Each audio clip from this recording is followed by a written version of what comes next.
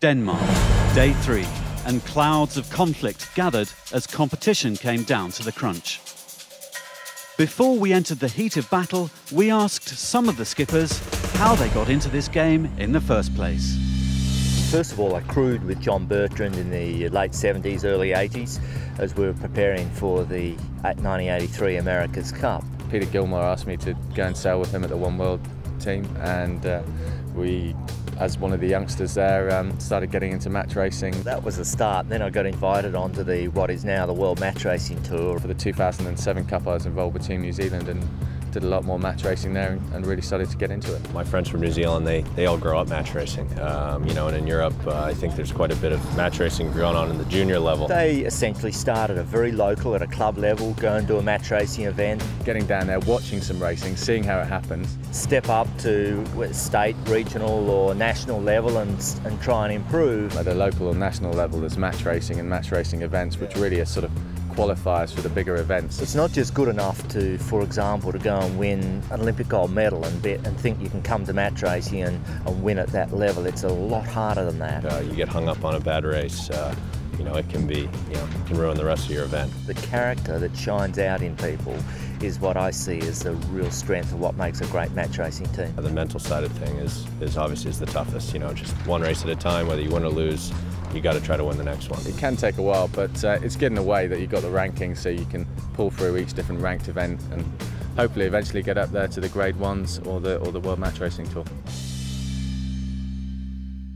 The competition format here is brutal for all 12 skippers. With 22 flights of round robins, only 4 skippers go through straight to the semis.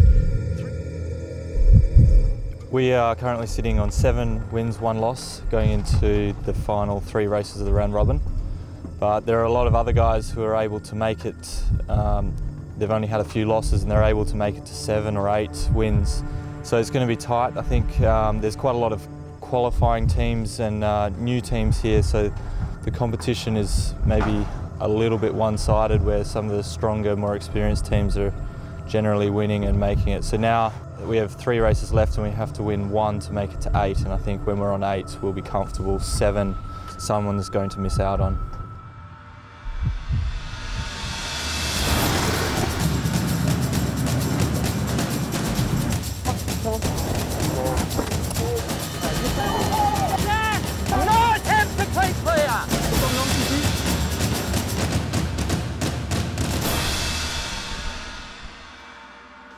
The 4 skippers who made the semi-finals were Francesco Bruni, Torvar Murski, Adam Minoprio and Matteo Richard. Minoprio chose Bruni for the semis, leaving Murski to face tour leader Richard.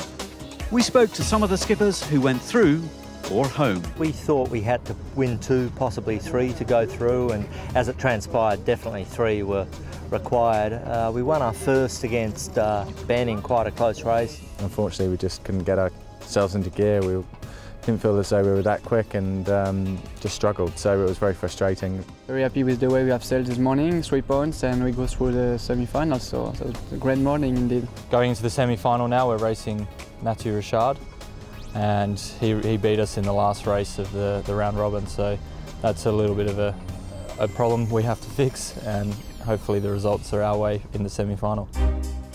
2 matches were raced today in both semis. Minoprio led Bruni round the track in match 1, but had to take a penalty turn at the finish, which he completed in textbook style.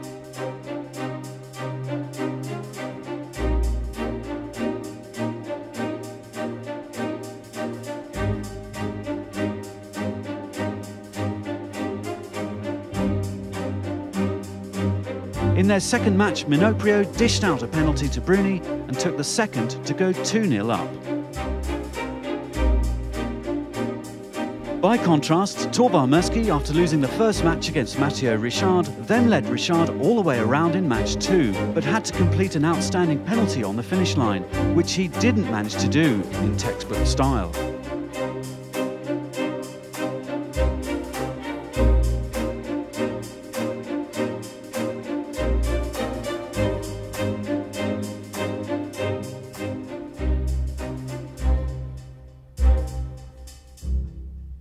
Here's the results boards going into the final day tomorrow, where we'll see who is the new king of Denmark.